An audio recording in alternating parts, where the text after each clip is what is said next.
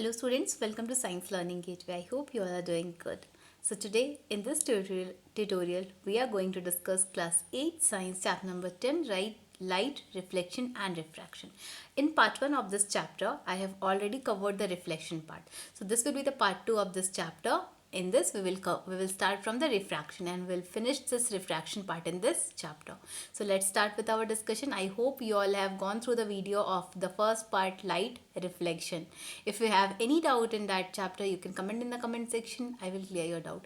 And for the numericals, I will make a separate video so that your all the concepts will be cleared. Whatever the questions which are given in your NCERT, will do those questions in the numerical section. Okay, so before starting guys, I have a small request from you all. If you are really liking my tutorial, then please click on the like button and share it with your friends also, and don't forget to click on the bell icon so that whenever I will be uploading a new video, you'll get the notification for that. And if you are new to my channel, then please subscribe it, and if you have any doubt in any chapter or any topic, you can comment in the comment section. I will try to clear your doubt. So let's start with our discussion. In the light chapter, we have already talked about reflection and the laws of reflection, virtual image, real image, the ray diagrams, the mirror formula. Those things we have already discussed in that. So now today we will start from the refraction. So now we'll start with the refraction part. So first of all, you should know the definition of refraction. When I have started the chapter in part 1, I have given a little idea about refraction. What I have told you, when the light will go from one medium to other medium, some bending will take place. It will not go in a straight way like this. Suppose this is our medium air and the second medium is our water. When the light will come from air to water, it should go like this, but it will not go like this. It will bend like this. Okay, so the ray of light is bending when it is going from the medium air to water. So this bending of light is called refraction. So now we'll read the definition of refraction. What is refraction? The bending of light when it enters from one transparent medium to another is called refraction. Just now I have given the example of air and water. When light will enter from air to water, it will bend. It will not go in a straight line. It will bend. So that is called refraction. Okay, and speed of light is maximum where? Speed of light is maximum in vacuum or air. It is, and what is the value of that? 3 into 10 to the power 8 meter per second. Remember this one. And what is the cause of refraction? Refraction is occurring, but there should be some cause of refraction, that is change in speed of light. When the light will enter from air to water, we know that the speed of light is different in air and different in water. So when the light will enter from air to water, speed is changing, so refraction is occurring. So this is the cause of refraction, change in speed of light. Okay, now we'll discuss few examples of refraction. Some examples are given in your textbook. That examples we'll discuss over there. In exams also sometimes question are asked, write 2 examples of refraction. That time you have to write those examples. First one, the bottom of tank or pond, swimming pool containing water appears to be raised. For example, any pond is there or any swimming pool is there. Okay, this is the bottom of that part. This is the medium air and this is the medium water. When you look from outside to that water, swimming pool, what you see, that the bottom of the swimming pool appears to be raised. Suppose the depth is 5 meter, but you'll see that bottom around 2 meter only. Why it is so? Because due to refraction. When the light will enter from air to water, what will happen? The ray of light will not go in a straight way, it will bend. So when the bending will take place, your the bottom part will appears to be raised. So that's why the bottom of the swimming pool or river or lake appears to be raised because of refraction. Second example is given in your textbook. A pencil partially immersed in water appears to be bent at the interface of air and water. Suppose this is one container like a glass.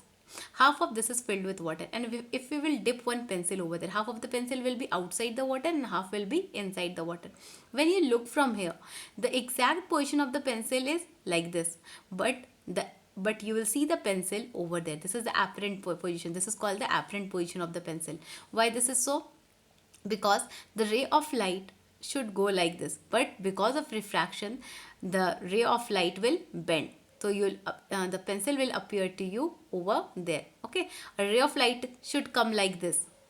From here you are watching the pencil, a ray of light should come like this. This is the exact position, but we cannot see this pencil over there. Because of refraction, the ray of light will bend and you will see the pencil at this point. This is called the apparent position of the pencil. So this is one of the example. Next example you can do by yourself. If you will take one glass and if you'll place some water in that and you'll put one lemon in it, and if you'll watch that lemon from outside, you'll see the lemon appears bigger in size. This is also because of refraction. So 3 examples of refraction are given over there. First one, you can write the bottom of tank or swimming pool containing water appears to be raised. Second one, a pencil partially immersed in water appears to be bent at the interface of air and water. This is the air part, this is the medium of air, and this is the water part. So in this point only, this is the interface of air and water. At this point only, the pencil appears to be bent. Next one, lemon. If we will place one lemon in a glass container and if we look at the lemon from outside, the size of the lemon appears to be big. So these are the examples of refraction. Okay. Now our next topic is refraction through a rectangular glass slab.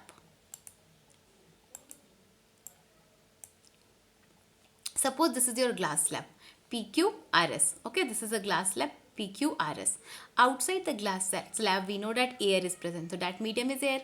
But inside the glass slab, glass is there. So the medium will be glass. But again, if we will consider the outside of the glass, it will be air. So what we have to read in this one?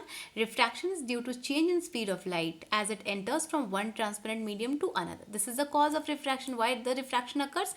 Due to change in speed of light when the light will enter from one transparent medium to the other medium. So let's discuss it. First ray. This ray, it is called the incident ray. It is coming from here. Okay, and it is striking on the surface between the air and the glass at this interface. So it should go in a straight line like this, but it will not go in a straight line because the speed of light will change in air and glass. So it will bend. Okay, it will bend. The ray of light will bend. If we will draw this normal line N dash. Okay. So this is the incident ray. The angle between the incident ray and the normal is called angle of incident that we have already learned. Now this ray which is coming from here, again it is coming from glass and it is coming out from air. Okay, it is coming out means again the speed of light will change in glass and air. So the speed of light will again change from glass to air. When it will come from glass to air, then again what will happen? The speed of light is changing. So it should go in a straight line, but it is not going in a straight line. Again bending of light takes place. Again refraction takes place. Okay. The ray which is coming from air is called refracted ray. And this is the normal. The angle between the refracted ray and the normal is called angle of refraction. And the ray which is coming out, the ray which is emerging out is called emergent ray. So the angle between the emergent ray and the normal is called angle of emergence. If we will extend this incident ray like this and the emergent ray, the incident ray and the emergent ray are parallel to each other. Okay, and the distance between the emergent ray and the incident ray is called lateral displacement. What is lateral displacement? The distance between the emergent ray and the incident ray is called lateral displacement. Okay, this is direction of original ray. If the ray will come in a straight line, that will be the direction of the original ray. But due to refraction, the ray, this emergent ray and the incident ray are parallel to each other, and that is called your lateral displacement. The distance between the emergent ray and the incident ray is called lateral displacement. So once again, we will revise this once. It's easy, but only 1 or 2 times. If you will draw this diagram, it will be easy for you. First, a ray of light. This is your air medium. This is a glass, and again this is the air medium. Okay. So first, a ray of light will enter from this point. And when it will reach at this surface, it will refract. It cannot go in a straight line. Why? Because the speed of light will change in air and glass. So it will bend. It will refract. If we will draw a normal line over there, then what will happen? From air to glass, it will refract. So this ray is called refracted ray. This is called as incident ray. Again, the ray of light is coming out from glass to air. Again, refraction will take place. It cannot go in a straight line. So again, refraction will take place. So again, it is coming out, and this ray, the ray which is emerging out, is called emergent ray. Okay, so the angle between the normal and the emergent ray is called angle of emergence. If we will extend this incident line like this, Okay, so emergent ray and the incident ray are parallel to each other. So distance between the emergent ray and the incident ray is called lateral displacement. Now, if we will talk about the rarer medium and the denser medium, what is rarer medium and what is denser medium? The medium whose density is low, that is called rarer medium, and the medium whose density is more is called denser medium. So whenever the light will travel from rarer medium to denser medium, it will bend towards the normal, as air is the rarer medium and glass is the denser medium. So when the ray of light is coming from air to glass, it will bend towards the normal. But when the ray of light will go from denser to rarer medium, what will happen? It will bend away from the normal. You can see the angle of emergence is more than that of the refracted angle of reflection. So over there the ray of light is going away from the normal. That we will read again in the next topic. Okay, so now one more question over there, it can come, why emergent ray is parallel to the direction of incident ray? See, the emergent ray and the parallel ray are parallel to each other. So why this is so? The extent of bending of the ray of light at the opposite faces PQ and SR of the rectangular glass slab is equal and opposite, so the ray emerges parallel to the incident ray. Now, which is the PQ surface? This is PQ and this is SR.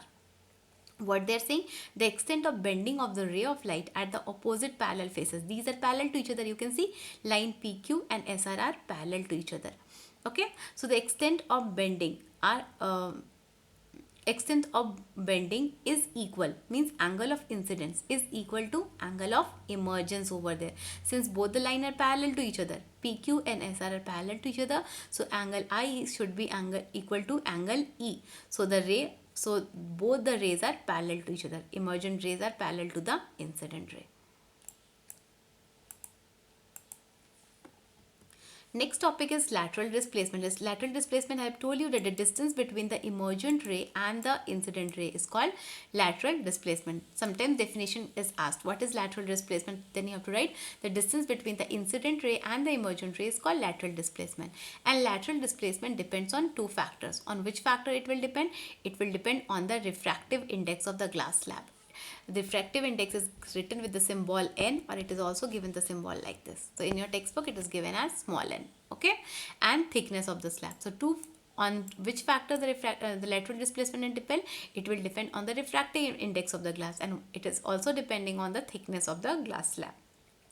So what is this refractive index? That we'll read in the next section. Okay. Now, what are the laws of reflection of light? This is very important topic, as in reflection section we have read the laws of reflection.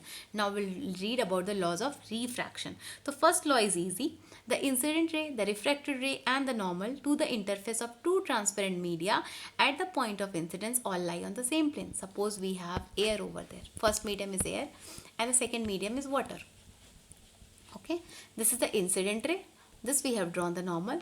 This is the refracted ray. Okay, incident ray, refracted ray. So according to this law, the incident ray, the refracted ray and the normal at the point of incidence, this is the point of incidence, all lie on the same plane.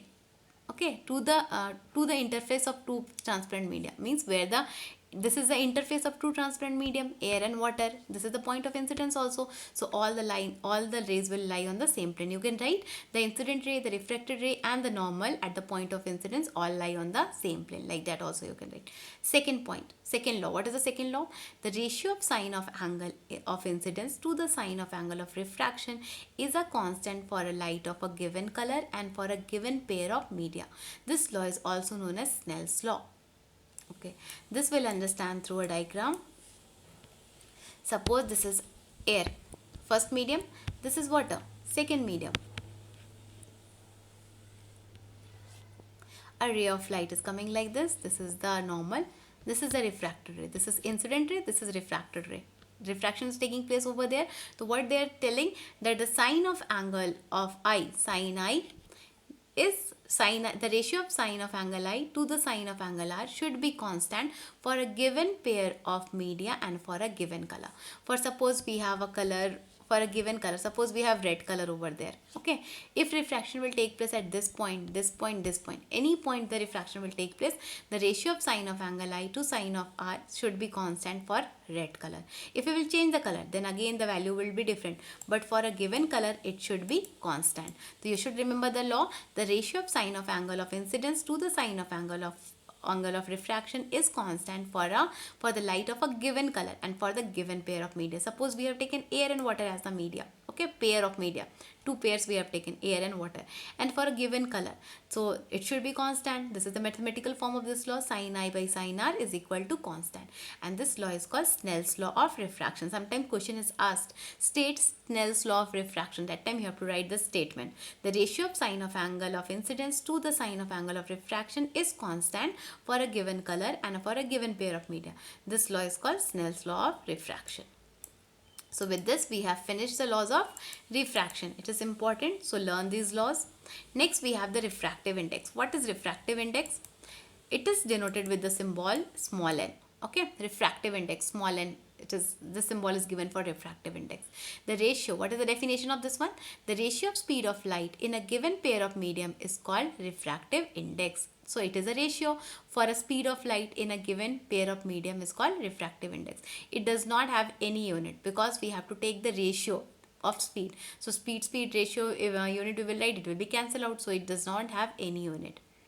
Now, the refractive index of medium 2 with respect to medium 1 is given by N21. This is for what we call to this one, refractive index of second medium with respect to 1. Okay, so for this one, what formula you have to write? Speed of light in medium 1 divided by speed of light in medium 2. V1 by V2. V1 is the speed of light in medium 1 and V2 is the speed of light in medium 2. So this is the formula for calculating the refractive index of medium 2 with respect to 1. Suppose in the question speed of light in medium 1 is given and speed of light in medium 2 is given, and you have to calculate speed of refractive index of medium 2 with respect to 1. Then you have to use this formula. Speed of light in medium 1 divided by speed of light in medium 2. One or two more formulas you have in this one. Suppose in the question refractive index of first medium with respect to second medium is given and you want to calculate the refractive index of second medium with respect to 1.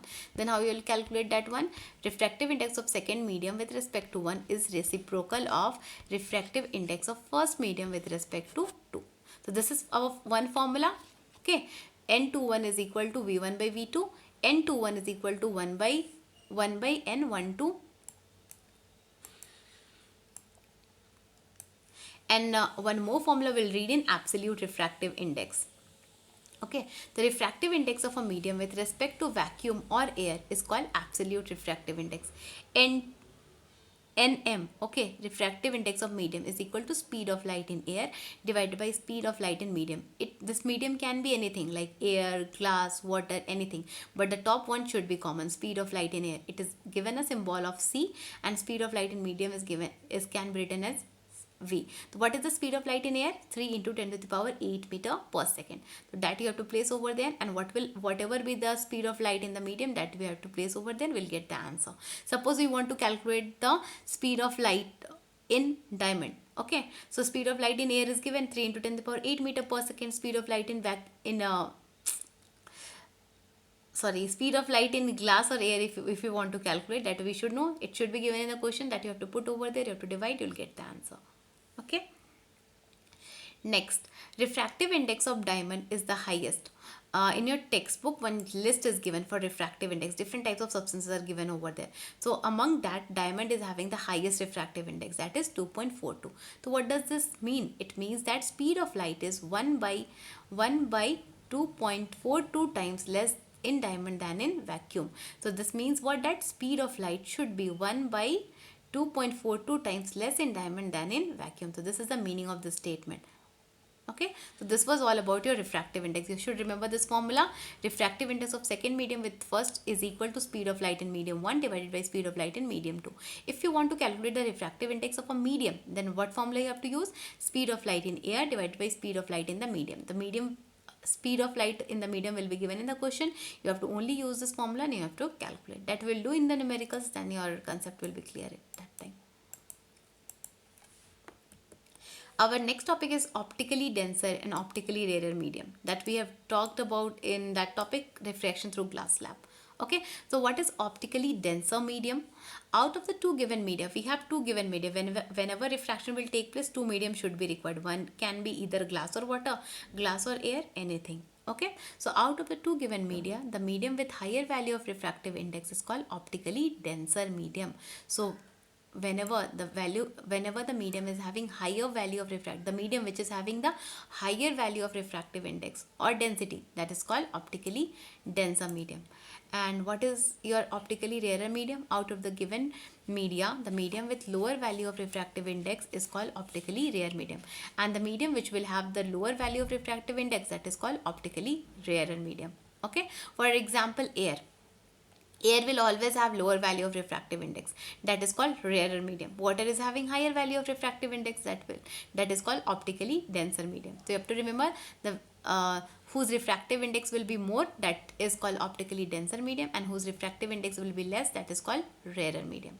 Okay, so now 2 points are given over there. When light enters obliquely from a rarer to a denser medium, rarer medium means whose refractive index is less, to a denser medium, it bends towards the normal. This is the case for that one. When the light will enter from rarer medium to denser medium, suppose if we take over there air, our rarer medium is air and the denser medium is water. So when light will enter from air to water, what it will do?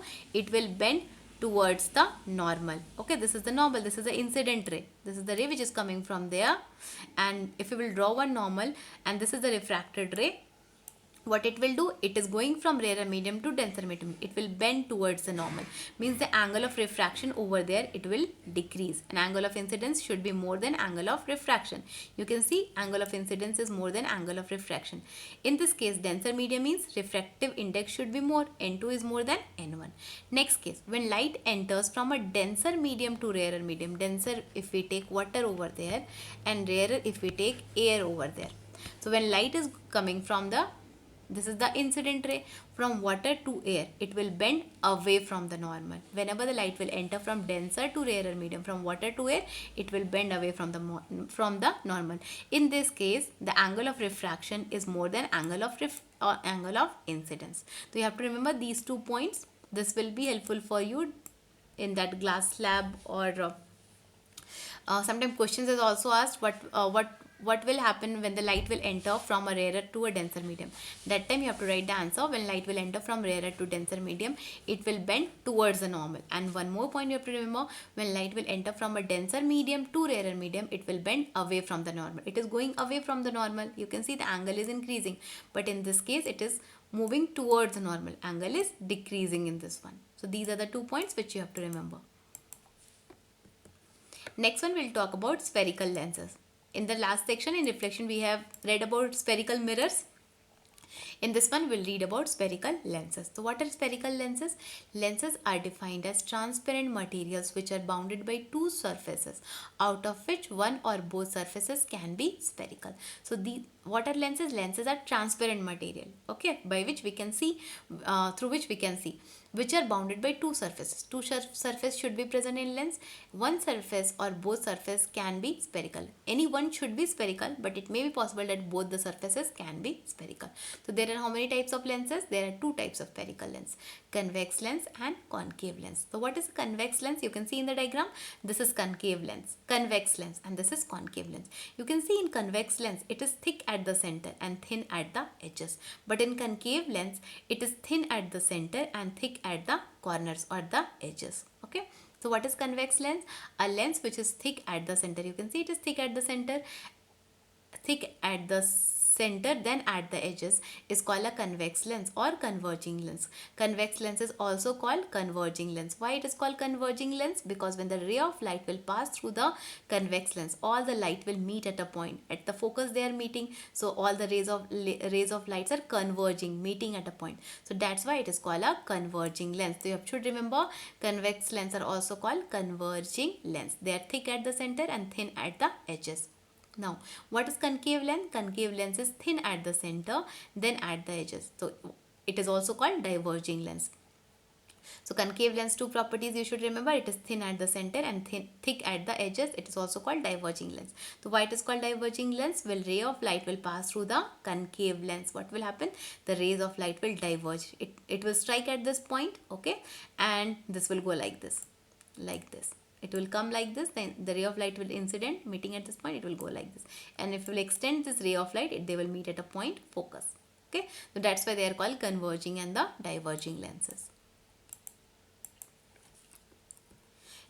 Now we'll discuss the rules for image formation by convex lens. In this, in case of lenses also, we have to study the ray diagrams for convex lens as well as for concave lens. For this also we have some rules. So first of all, we'll discuss the rules for convex lens. The first rule is a ray of light parallel to the principal axis of a convex lens always pass through the focus of the other side of the lens. Suppose this is your convex lens. Okay, so in this one is your focus point f1, and for second side, this is the first side and this is the second side. This side you have to mark it f1 and this side you have to mark it f2. Okay, and again if you want to mark, this will be 2f1 and this will be 2f2, this point 2f2, but in this you don't need this one. Okay, so what they are saying, whenever a ray of light will be parallel, this is the principal axis, okay, this is the center point, optical center, this is called the optical center of the lens. Whenever ray of light will pass through the principal axis, will be parallel to the principal axis, it will pass through the focus on the other side. From this side the ray of light is coming, incident ray. When it will come and strike at the surface, it will go like this. This is the refracted ray. So this will be your, it will pass through the focus of the other side. So this is the first rule. The second rule, a ray of light passing through the principal focus will emerge parallel to the principal axis after refraction. Just opposite. When a ray of light will pass through the focus, suppose this ray of light is coming from this focus. This is the incident ray which is coming from the focus. After refraction, it will be parallel to the principal axis. In the first case, we have read that when a ray of light will be parallel to the principal axis, after refraction, it will pass through the focus. But in second case, if the ray of light will pass through the principal focus, after refraction, it will be parallel to the principal focus. And the third rule is very easy. When a ray of light passing through the optical center will emerge out without any deviation. Means whenever the ray of light will pass through the optical center, this is your center point, optical center, this is the incident ray, it will pass like this in a straight line without any without any deviation. It will not go this side also, that side also, it will pass in a straight way. So these are the three laws which we have read in case of convex lens.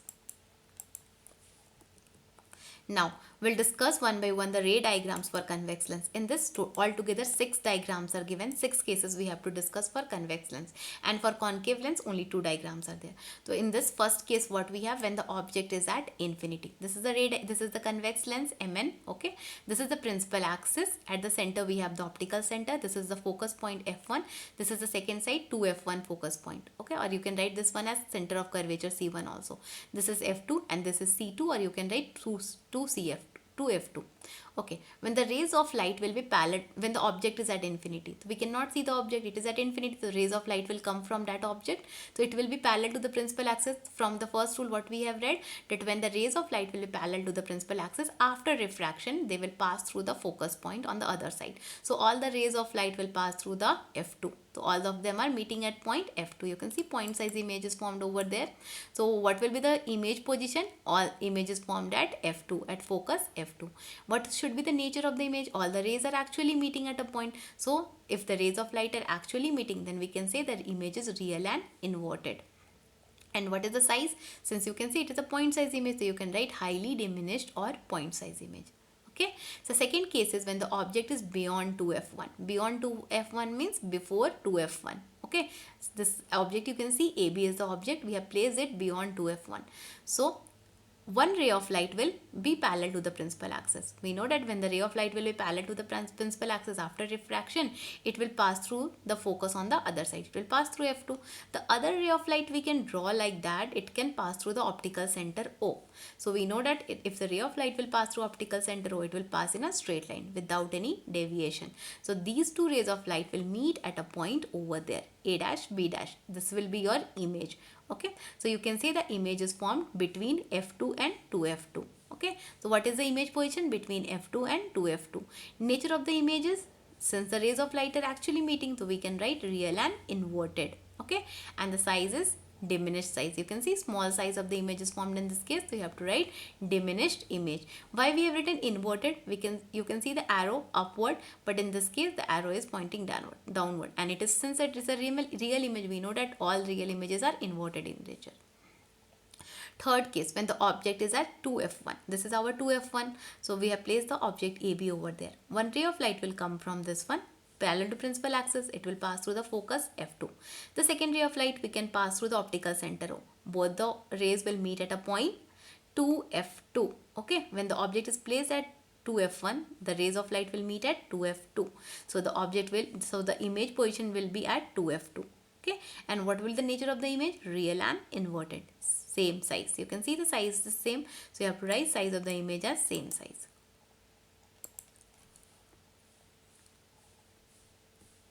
Next is when the object is placed between f1 and 2f1. The fourth case, when the object is placed between f1 and 2f1. At this point, AB is your object. Okay, one ray of light will be parallel to the principal axis. It will pass through the focus after refraction.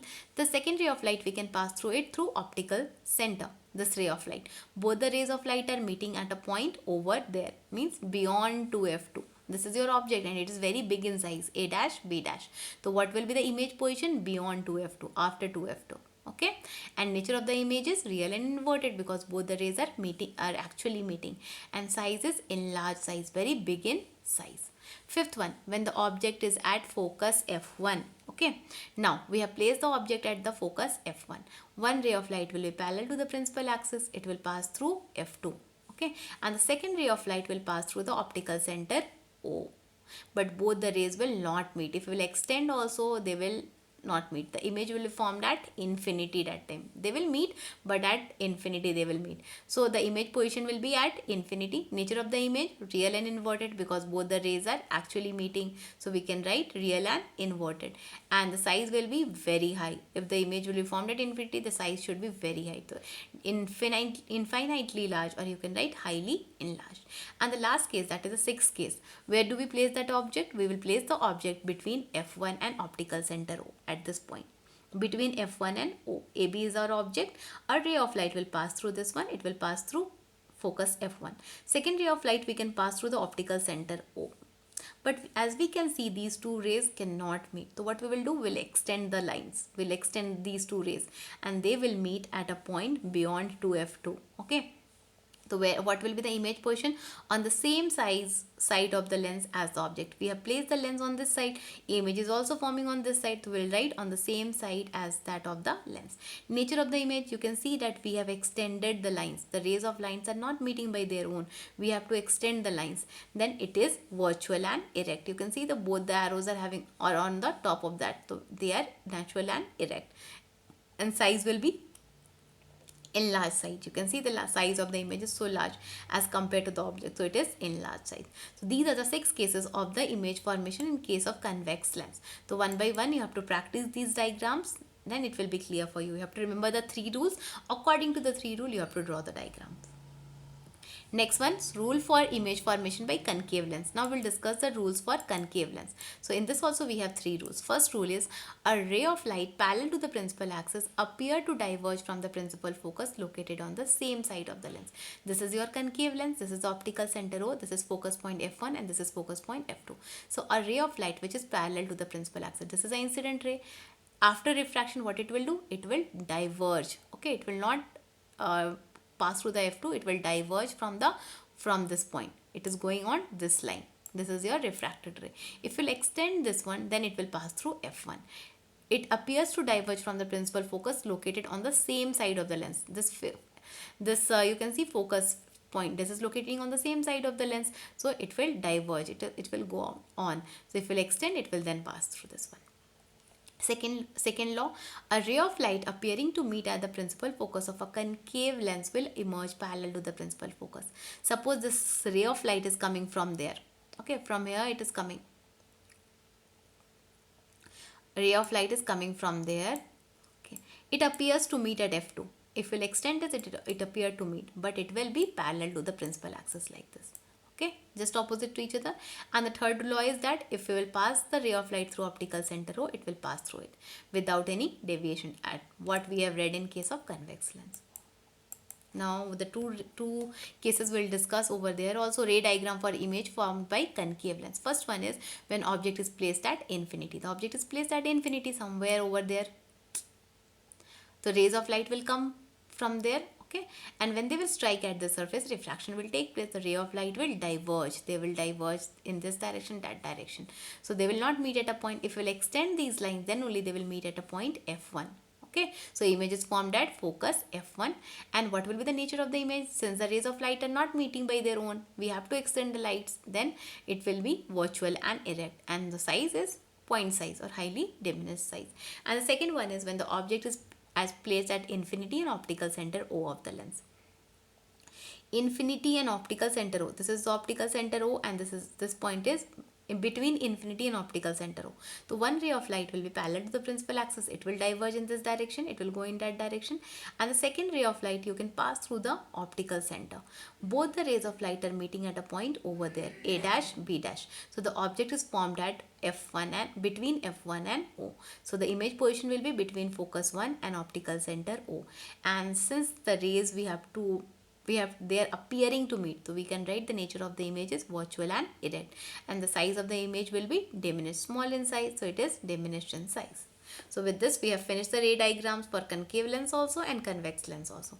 Our next topic is sign conventions for spherical lenses. This is very important for solving the numericals also, so listen to it carefully. Okay, sign conventions are similar to one used for spherical mirror, except the measurements are taken from the optical centers of the lens. What we have read in case of spherical mirrors, the sign convention, like that only we have to do over there. Only difference is that we have to take the optical center of the lens. You have seen the one point O over there, that is the optical center. So what will be the focal length of the convex lens? Focal length of the convex lens will always be positive. Okay, you have to remember that the focal length of the convex lens should always be positive, and the focal length of a concave lens is always negative.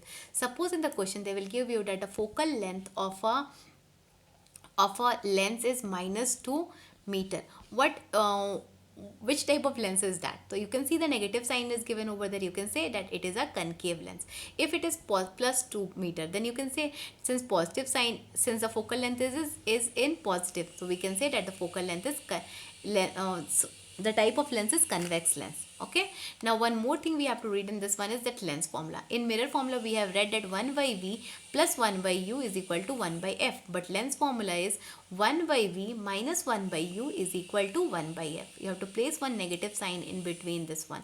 In mirror formula we have written 1 by V plus 1 by U is equal to 1 by F, right?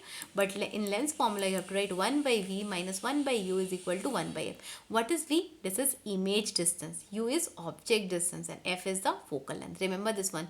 V is your image distance, U is the object distance, and F is your focal length. So how you will remember that which is your image distance and which is your object distance? Since the object is written with O symbol. Okay, O and U is somewhat looking like similar. So you have to remember that object distance is always given a symbol of U and image distance is given a symbol of V. F is focal length, F for focal, F for focal length. Now we have to read about magnification also over there. So what is magnification? It is defined as the ratio of the height of the image to the height of the object. Suppose we have taken the height of the image as h dash and height of the object as h. So magnification will be h dash by h. In case of mirror also we have read that magnification is equal to height of the image divided by height of the object. Okay, and in terms of image distance and object distance we have written in case of mirror formula m is equal to minus V by U. But in case of lens formula, you have to write m is equal to V by U, which is also equal to h dash by h. Okay. Suppose in the question height is not given, only image distance and object distance is given. Then in terms of that, you can easily calculate the mirror formula. Sorry, magnification. Okay. So this was all about your magnification and lens formula. And the last topic of this chapter is power of the lens. What is power of the lens? Okay, it is defined as reciprocal of focal length in meter. Whenever the focal length will be in meter, okay, and if you will take the reciprocal of focal length in meter, that time power, that is called power. Okay, so what is power? Power is defined as reciprocal of focal length in meter. P is power and F is the focal length in meter. Power should always be in meter. It should not be in centimeter. If in the question it will be given in the centimeter, you have to convert that into meter. After that only you can find the power of the lens. And the SI unit of power of the lens is diopter. Symbol is capital D. 1 diopter is power of a lens whose focal length is 1 meter. So what is the definition of 1 diopter? It is the power of a lens when focal length is 1 meter. Power of a convex lens is always positive and power of a concave lens is always negative. This 2 point also you have to remember. Power of convex lens. Okay. Power of convex lens is positive and power of concave lens is negative. Okay. Suppose you have to find the power of a combination of lens in which different types of lenses are given, means whose power are given P1, P2, P3, P4, P10. Then how you will find the total power? You have to add all the powers P1, P2, P3, P4. Okay. Suppose in the question it will be given that power of a lens is plus 5 diopter. Now tell that name the type of lens, which lens is used over there. Then since the positive sign you can see over there, you can say that the type of lens is a convex lens. So you should remember these 2 points. Power of a convex lens is positive and power of a concave lens is negative. So with this we have finished the chapter light, reflection and refraction. So I hope you all have understood this chapter. If you have any doubt in any topic, you can comment in the comment section. And one more thing I want to tell over there, we have this sign convention. Okay, in this whenever you will take the object height, okay, from top to bottom, it will be taken as positive. Okay, and downward height, whenever you will take that image height, it will be taken as negative. Object height should always be positive, image height should always be negative. And one more thing, the object distance, that is u, is always taken as negative. Okay, object distance u, whatever will be the given in the question. Suppose it is given u as 5 centimeter, but when you will solve the numerical, you have to put the negative sign over there, because object distance u is always taken as negative. Okay, next one, focal length of the concave mirror is negative and focal length of the convex mirror is positive. These things you have to remember. So with this we have finished the chapter. Learn the definitions, laws of reflection, refraction, practice the ray diagrams of each and everything, convex lens, whether it is a mirror or it is a lens. And what thing, for numericals I will make a separate video, then your concepts will be clear in that also. So with this we have finished the chapter. Thank you for watching my channel and motivating me so much. If you like this tutorial, then please click on the like button and share it with your friends also. Don't forget to click on the bell icon so that whenever I will be uploading a new video, you will get the notification for that. And if you are new to my channel, then please subscribe to it. And if you need the video for any other topics also, then you can comment in the comment section. I will try to make it soon. Thank you for watching my channel. And for 10th student, I have a request from you all that please join the Facebook group, so that whenever any update will be there, I will post that in that Facebook page, so that you will know about it. If suppose I will make some video, and if you have not seen that thing in the YouTube, then you can, through Facebook, you can know that. If any chapters notes also if I am providing, then also you can know that. Sometime it may be possible that I will come live and we will discuss the multiple choice questions from each and every chapter. Then also it will be easy for you to connect with me. So please join that Facebook group. Thank you for watching my channel.